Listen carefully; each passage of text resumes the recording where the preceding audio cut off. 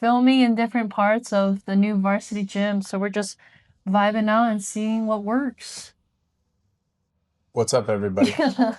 My back hurts, so I'm leaning up against this because I've sat in the car for like hours, and Hours. I will change my position often because no one posture is correct. Hell But that's not yeah. what we're talking about today. That's not what we're talking about today. What are we talking about, Diana? What are we talking about today? We're talking about figuring out your training schedule on Managing training volume or training intensity in a year-round sport. yeah, How to stay healthy and stuff like that. yeah, trying to figure it all out. Welcome to the Open Mat. Oh yeah, welcome to the Open Mat Physio. Wait, welcome. Yeah.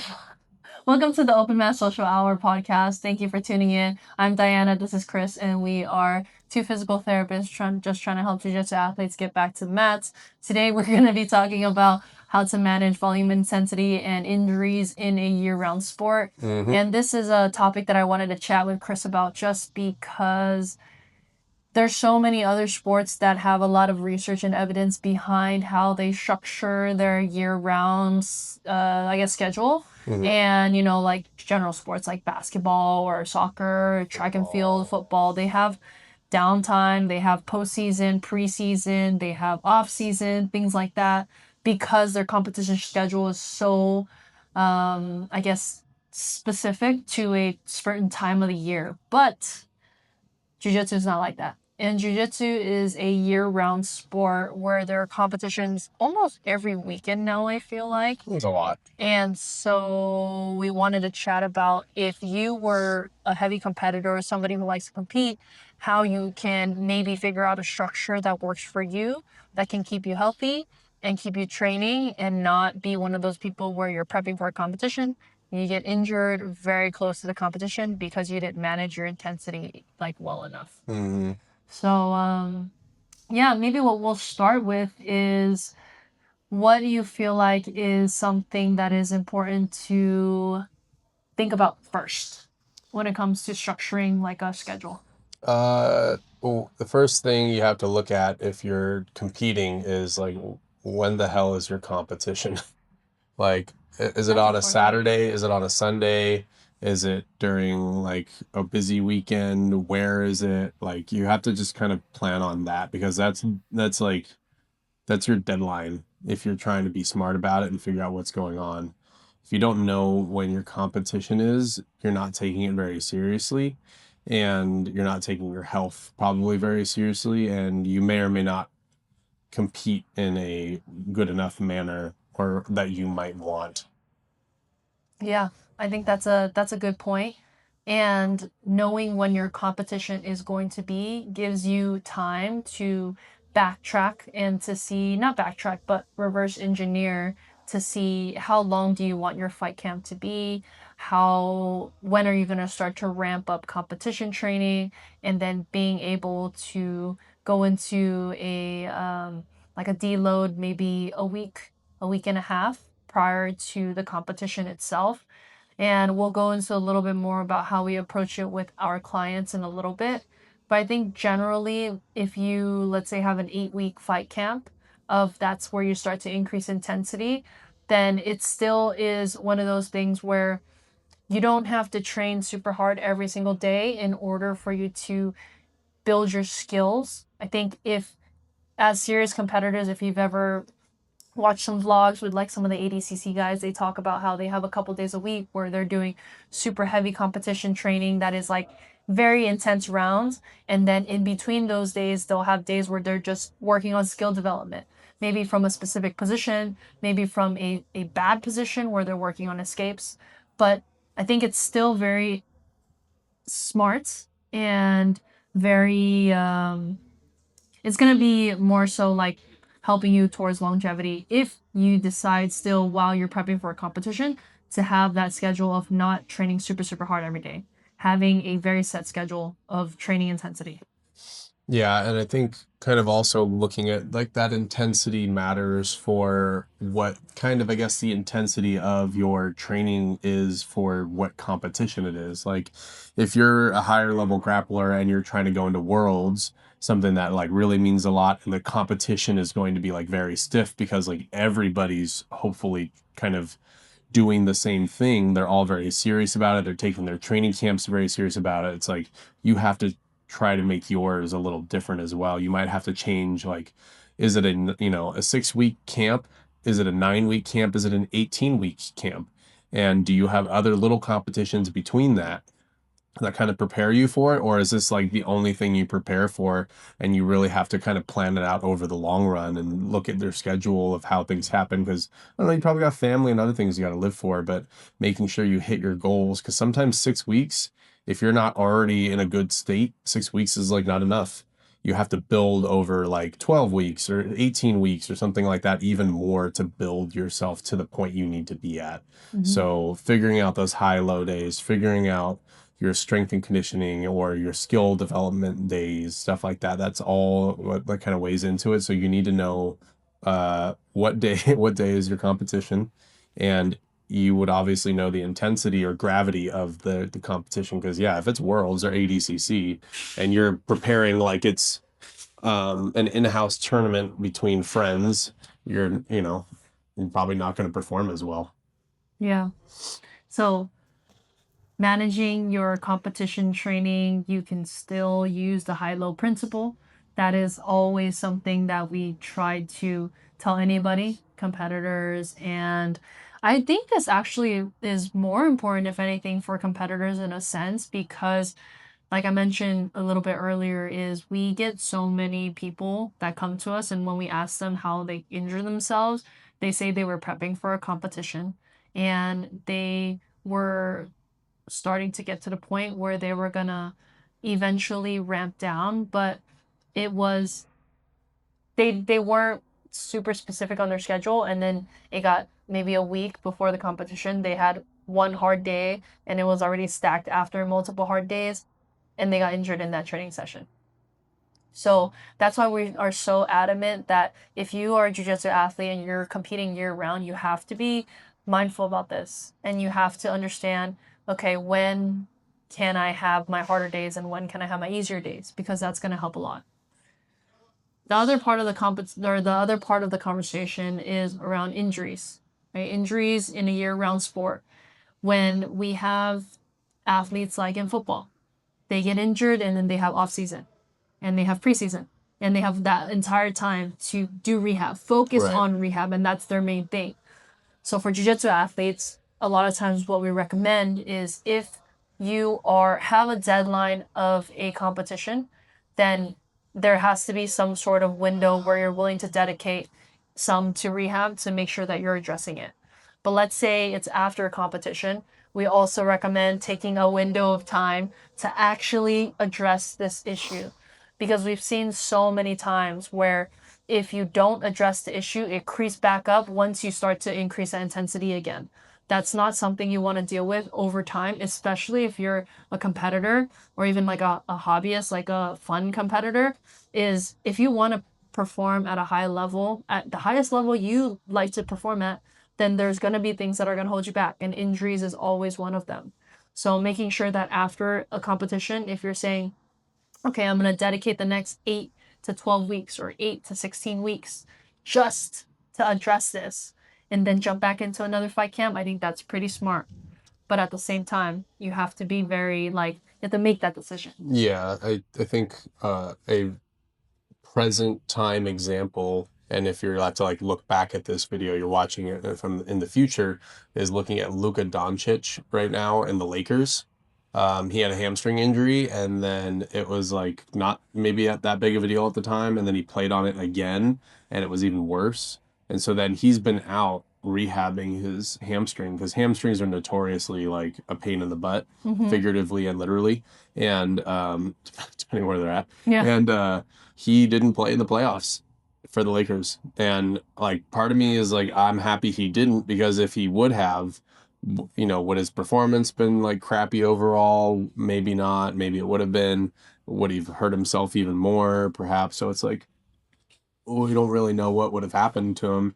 And the same thing for, the jiu-jitsu competitor is like, sure, sometimes you have to do what you have to do, but then if this is a year-long sport and you like, you have other opportunities, maybe you just take one of the opportunities off so you can like live to fight another day or do that next competition even better.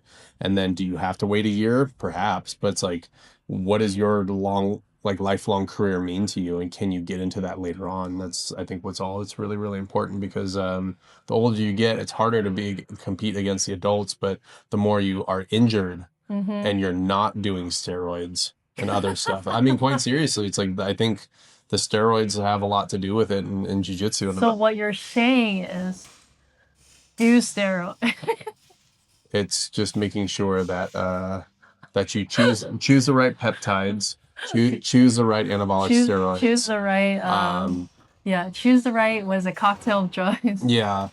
It's like we're openmatphysio, but we're backdoor drug dealers. So feel free to hit us up. Just kidding. Oh But yeah. yeah, quite honestly, just like if you're trying to stay as natural as possible and you're not trying to, you know, get injured and take years off the mat, take care of yourself now. Yeah. Do it smart and be smart, and you'll try to, find people that are good. Don't If you feel like you're not making progress, then sometimes you have to like find someone else, but you have to give it a good college try and realize that your body's not on steroids and it's going to take a long time to heal. Yeah. But then, that's where we start talking about all the things, and you can listen back at other videos or podcasts or look at our stuff on Instagram. Like, we have a lot of content on these topics, but I mean, if you don't know, you don't know.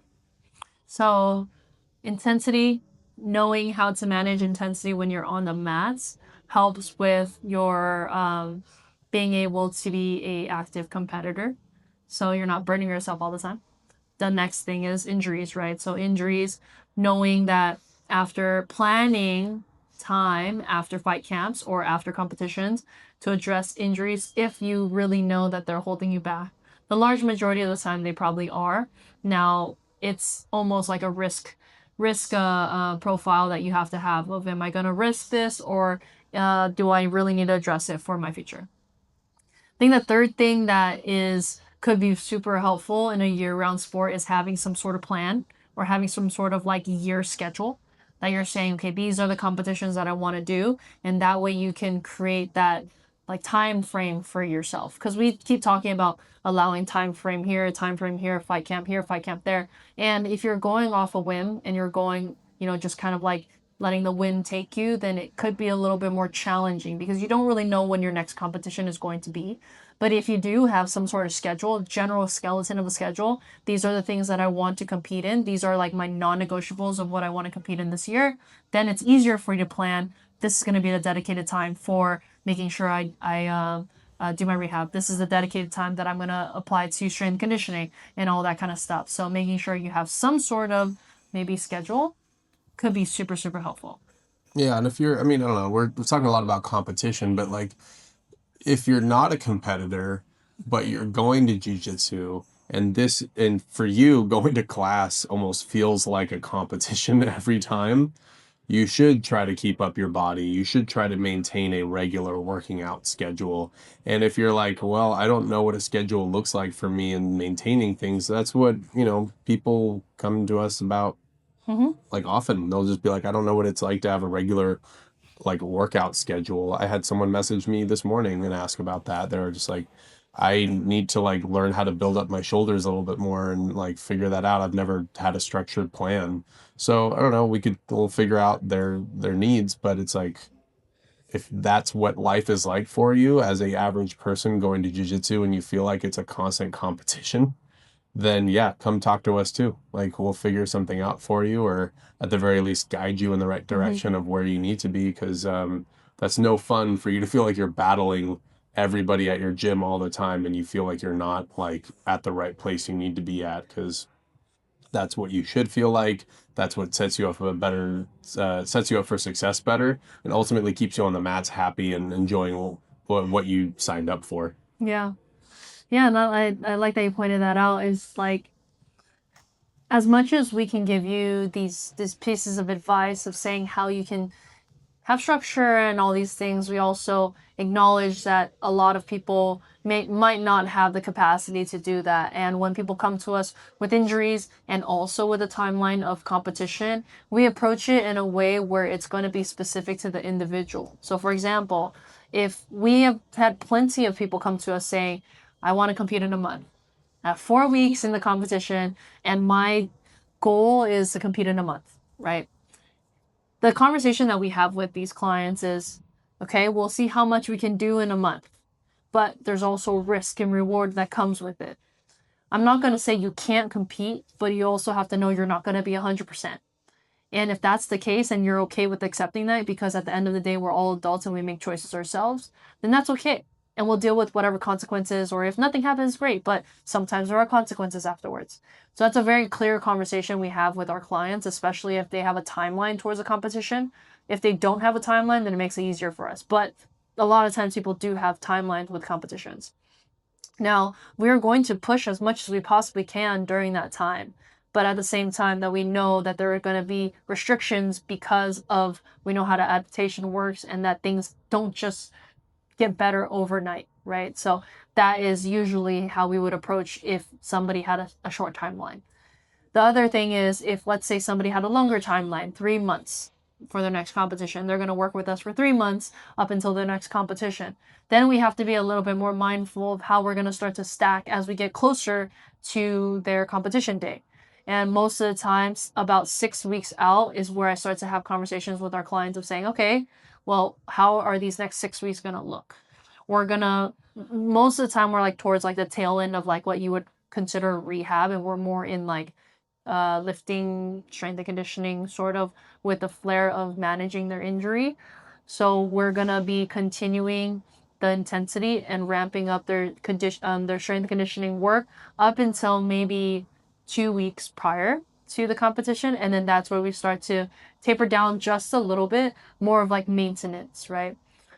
At the same time, we talk to them about intensity with jiu-jitsu and how hard they're training and trying to manage that because they're also going to be getting harder rounds in as they get closer. But the last week, like maybe 2 weeks prior to their competition, we always recommend that they start to taper down strength conditioning intensity because we don't want so much stress on them. And then their jiu-jitsu can kind of stay about the same until maybe a week out. And then that's where we usually say, okay, you learn everything that you need to learn. This week should be just focused on feeling good and getting your body super healthy and right, in that feeling good into competition is going to be your number one priority. If you're going through a weight cut, it's also going to be a challenging thing, but we're not experts in weight cutting, so we're not going to talk about that in that way. But we will say if that's an extra thing, then having someone that can guide you is important. But most of the time, we tell people 2 weeks prior to your competition, start to taper down a little bit of strength conditioning. 1 week before the competition, start to taper down your jiu-jitsu intensity. That way, when you lead up into the competition itself, your body is pretty well prepared. You're rested, you feel good, your joints are still healthy. And that way, when you go into the competition, you can give it your best. Agreed. Yeah, that's usually how we approach it. Anything else? Strategies. We're gonna recap. So is making sure that you have a structure, like a schedule that helps. Managing your intensity, even if you're in competition prep, and then making sure you address your injuries because those are really gonna be like the hidden things that hold you back. Yeah, and I think in addition to that, just communication is important with all parties involved. Because I think, you have perhaps a rehab team or a strength and conditioning coach or someone that's helping you plan that aspect of things with you. And then you have your family and like whatever else is going on with that. So your food, your sleep, stress or whatever else, work. And then you're also thinking about like what's happening with like your jujitsu coach, because they might have their own plan for you. And how does that plan line up with your life plan with your wife or husband or boyfriend, girlfriend, dog, roommates at work, and then just then rehab and everything else. So just kind of planning everything out the right way and communicating with all those parties is going to give you the best advice, and then hopefully not cross too many wires. I don't think many people would get like pissed off or annoyed or anything like that. Like sometimes people can get really flustered, but I think it's just like once everybody's on the same page, everything's very clear and we know where the routes need to go and how you can perform well. Because if you're taking some rounds off and you're trying to do a low day and the coach is like, oh boy, why are you taking like a light day? Like you need to be pushing hard. And you're like, oh, because the rehab specialist told me I need to take some time. And you're just like, and then I don't know. I'm just making up an example, but having all of that is very important. Yeah. So, managing injuries and managing, how load management in a sport that is year round is not the easiest thing. It actually is very stressful because you have to take it upon yourself. There's not a calendar that you can follow. But these strategies, these basic things and simple things, maybe not easy, but simple things, are things that you can try to apply going into your next competition or at least planning out your year. And our philosophy is always trying to keep jiu-jitsu athletes as healthy as possible to do whatever they want to do on the mats. And if that's compete, then that's competition. But you also can't just go into it blind because we see so many people get really messed up from it. So yeah, that's what we got for today. We hope you enjoyed this episode and make sure you take care of your body. And if you need anything, if you guys have any questions and stuff like that, just reach out to us on Instagram or on our website. We have lots of ways to contact us. And yeah, that's basically it. Yeah. Yeah. Good job, everybody. You made it through the podcast. Good job, everybody. Keep up the good work. Keep up the good work. Keep training. Have fun. Keep lifting. Keep sleeping. Keep Boa. eating. Boa. Boa. All right. We'll see you guys in the next episode. Bye. Valeu. Peace.